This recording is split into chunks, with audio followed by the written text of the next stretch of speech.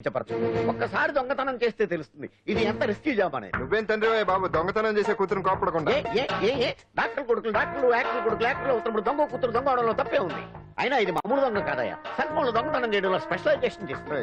ఒకప్పుడు ఈ వాచ్ వాలేశ్వరరావు పేరు చెప్తే ఎవరు చేతుకున్న వాచ్ అయినా గడగడగడలా ఆడిపోయేది. ఇప్పుడు సుందర పేరు చెప్తే ఏ సెల్ ఫోన్ అయినా షేక్ అయిపోతుంది తెలుసా. అమ్మా, నువ్వు ఎప్పటికైనా ప్రైమ్ మినిస్టర్ సెల్ ఫోన్ కొట్టేయాలి, అదే నా ఆశయం. తీరుస్తావు కదా? తప్పకుండా నాన్న. ఆ పండు తొక్కలో సెంటిమెంట్ మీరును. పోలీసులు తీసుకెళ్లి 2 నెలలకు ఒకసారి జైలు పెట్టిన సిగ్గులేదు నీకు? సిగ్గెందుకు? దొంగలకు జైలు దేవాలయాలు లాంటివి బాబు. నీకెట్టకు సిగ్గులేదా? నేను దాంతో మాట్లాడుతున్నాను, అయినా మీతో మాట్లాడటం నా టైం వేస్ట్. నా వాచేది ఎక్కడుంది? కొట్టేసి 2 నిమిషాలు 2 సెకండ్లు. దొంగనాయలా పండు పండు గాలిపటం చెట్టు కొమ్మకి ఇరుక్కుపోయింది. మీరు ఇక్కడే ఉన్నాను, నేను తీసుకొస్తాను.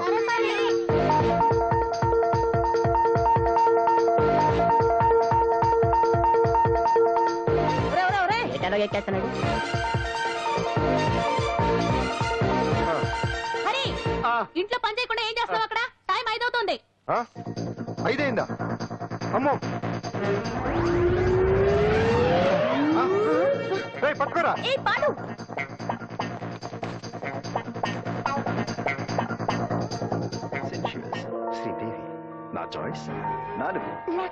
అమ్మయ్యా, అంజలి ప్రోగ్రామ్ ఇంకా రాలేదు. అంతెత్తు మించి దూకింది.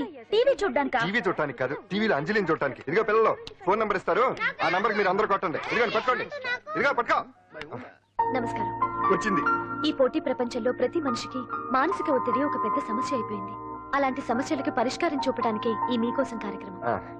ఈ లైవ్ ప్రోగ్రామ్ లో ఈ రోజు మిమ్మల్ని కలుసుకోబోయే వ్యక్తి ప్రముఖ మానసిక వైద్యులు శ్రీ గుండు హనుమంతరావు గారు. హనుమంతరావు గారు నమస్కారం. నమస్కారం. కొట్టండి రా, కొట్టండి. నంబరు 04014374757. దొరికింది దొరికింది దొరికింది దొరికింది. ఈ రోజు మన ఫస్ట్ కాల్ ఎవరో చూద్దామా? చూద్దాం చూద్దాం చూద్దాం. హలో హలో హలో హలో, అంజలి గారు బాగున్నారా? బాగున్నానండి. మీరు? మనమండి. మనమంటే? పాండు పాండు. ఓ మీరా? మీరు ఈ ఏడాది అవార్డు కొట్టేస్తారని పోయిన ఉగాది లైవ్ ప్రోగ్రామ్ లో చెప్పాను కదా, కొట్టేశారు. That is Pandu. మీకు ఇంకా తిరుగులేదు, కుమ్మేయండి. ఓకే థ్యాంక్స్ పాండు గారు. ఇక్కడ డాక్టర్ గారు ఉన్నారు, మీరు ఉన్నామండి. ప్రోగ్రామ్ ఎవరికైనా అక్కడే పడి ఉంటాడు కదా. ఏమండి, మన డాన్స్ ఎంత వరకు వచ్చింది? మీరు తలుచుకుంటే ఎరగేస్తారండి, తెలుసండి మనకి. డాక్టర్ గుండు హనుమంతరావు గారు ఉన్నారండి. మీ సమస్య ఏదన్నా ఉంటే. అంజలి అంజలి గారు, అంజలి ఈ పాండు ఏమిటి నీ సమస్య? మీరే నా సమస్య. మీరేంటండి బాబు మధ్యలో అమ్మోరు పక్కన ఆంబోతులాగా? అంజలి గారు, మీరేంటండి గుండ్రటి బొట్టు పెట్టారు? అసలు మీ మొహమే చందమామలాగా ఉంటుంది. మీరు నిలువు బొట్టు పెడితే బాగుంటారు. ఏమండి, మీరు ఒక్కసారి నవ్వారంటే చాలండి, మీ ముందు ఏ సినీ స్టార్ అయినా కట్ అయింది. కట్టండి కట్టండి కట్టండి. కొట్టండి కొట్టండి, అందరూ కొట్టండి. సీను, ఆ పాండు ఫోన్ చేస్తే కనెక్ట్ చేయదని ఎన్నిసార్లు చెప్పాను? కరెక్టే, కానీ అతను రకరకాల ఫోన్ల నుంచి రకరకాల గొంతులతో మాట్లాడుతుంటే ఎలా తెలుసుకోమంటారు? ఎవరికి లైన్ దొరుకుతుంది, దీనికి ఎలా దొరుకుతుందో ఏంటో బాబోయ్. Hi hi. ఎవరి గురించే? పాండు పాండు పాండు. లైవ్ ప్రోగ్రామ్ లో నీ వీరాభిమానా? వీరాభిమన్యుడే. ఏమంటాడేంటి? ఏమంటాడు? బొట్టు చిన్నది పెట్టండి, దుద్దులు పెద్దవి పెట్టండి, ఆ చీర కట్టండి, ఈ చీర కట్టద్దు, డాన్స్ ఇరగదీయండి. ఆ లాంగ్వేజ్ ఒకటి తినేస్తున్నాడు బాబు. ఊరుకోవే పాపం, నువ్వంటే ఎంత అభిమానం లేకపోతే అంత అబ్జర్వ్ చేస్తాడు. అయినా సినిమా వాళ్ళకి క్రికెటర్స్ కి ఇలాంటి పిచ్చి అభిమానులు ఉంటారు గానీ టీవీ యాంకర్వి నీ మీదేంటి అతనికి అంత అభిమానం? ఏ సినిమా వాళ్ళ మీద క్రికెట్ వాళ్ళ మీద అభిమానం ఉండాలా? ఒక మనిషి నచ్చాలంటే గొప్ప హోదానే ఉండక్కర్లేదు, మంచి మనసుంటే చాలు. పంప తీసి అంజలి మనసు టీవీలో నీకు కనిపించిందా ఏంటి? అదే మరి. మీకు తెలియని విషయం ఒకటి ఉంది. ఏంటో? అంజలిని టీవీలో చూసే ముందే బయట ఒకసారి నేను చూశాను. ఒకరోజు కేటరింగ్ సప్లై కోసం నేను సిమ్స్ హాస్పిటల్కి వెళ్ళాను. అక్కడేదో ప్రారంభోత్సవం కోసం మంత్రి గారు వచ్చారు. అక్కడే మొదటిసారి నేను అంజలిని చూశాను. నేను ప్రారంభించిన ఈ క్యాన్సర్ విభాగం అందరికీ ఆరోగ్యాన్ని ఆయుష్ని సమకూర్చాలని మనస్ఫూర్తిగా కోరుకుంటున్నాను.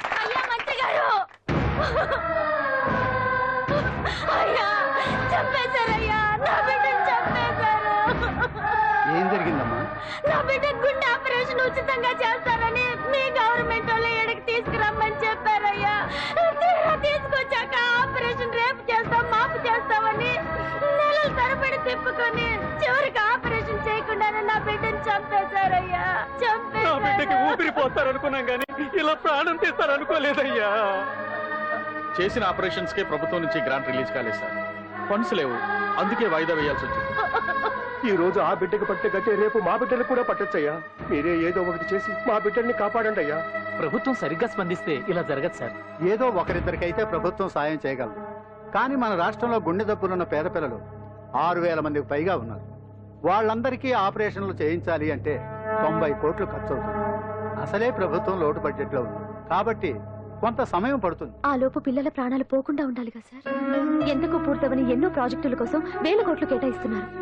వస్తాయో రావో తెలియని విదేశీ కార్ల కంపెనీల కోసం కోట్ల రూపాయలు అడ్వాన్సులు ఇస్తున్నారు. పేద పిల్లల ప్రాణాల కోసం ఆ మాత్రం శాంక్షన్ చేయలేరా సార్?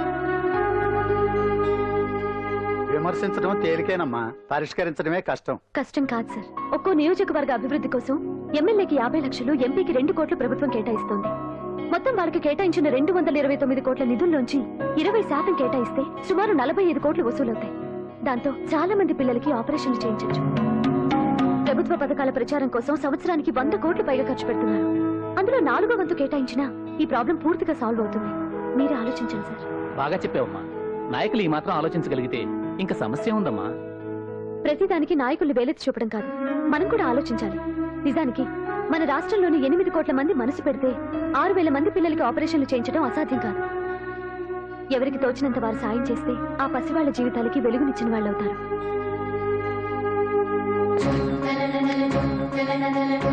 ఇదిగోండి సార్ చెక్. ఇప్పటి వరకు నేను సంపాదించిందంతా ఈ పిల్లల కోసం విరాళంగా ఇస్తున్నాను.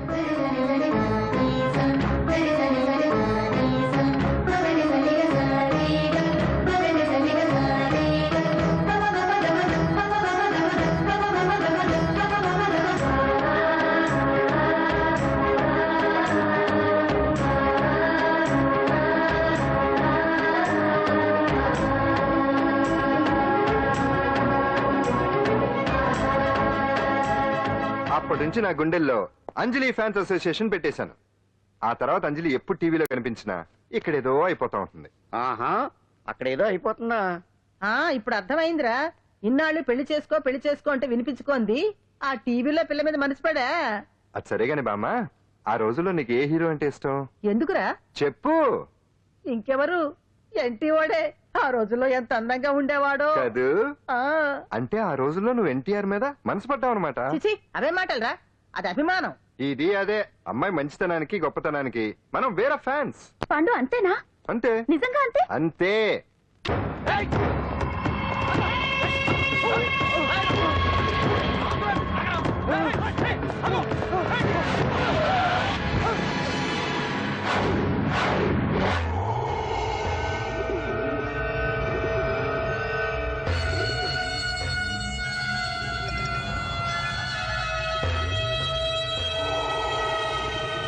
ఆకాశంలో ఏదో మర్డర్ జరిగినట్లు లేదు. గట్లనే ఉంది సార్. ఈ డైలాగ్ ఎవరున్నారో తెలుసా? తెలియదు సార్. ముత్యాల ముగ్గు సినిమాలో రావు గోపాలరావు అన్నాడు. సినిమాలో చూడవా? చూడండి సార్. ఏ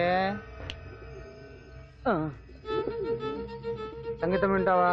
ఏనండి సార్. పొద్దుస్తా మనం తిని తొంగుంటే మనిషికి గొడ్డుకి తేడా ఏముంటుంది? మనిషి అన్నాక కాసింత కళాభూషణ ఉండాలయ్యా. ఇది ఎవరున్నారో తెలుసా? తెలియదు సార్. ఇది ఆయనే.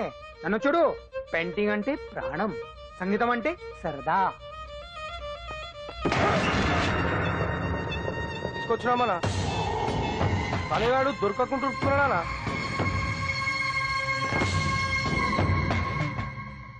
భగవాన్ అన్న, నువ్వు భగవంతునితో సమానం. ఈ ఒక్కసారికి క్షమించి వదిలేయన్నా. క్షమించమని అడుగుతున్నావంటే తప్పు చేసినట్టుగా. తప్పునారా అన్న? బినామీ పేరుతో మందుల కంపెనీ నడిపిస్తే నీకేంది? అందులో మత్తు మందులు తయారు చేసి ఎక్స్పోర్ట్ చేస్తే నీకేంది? సాలే నువ్వు అడిగిన డబ్బులు ఇవ్వలేదని చెప్పి పబ్లిక్ చెప్తానని భయపడిపిస్తావురా? సాలే సంపుతాని.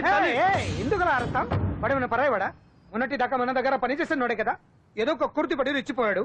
అంత మాత్రం చేత ఈ అరపలేంటి? చంపుతానే.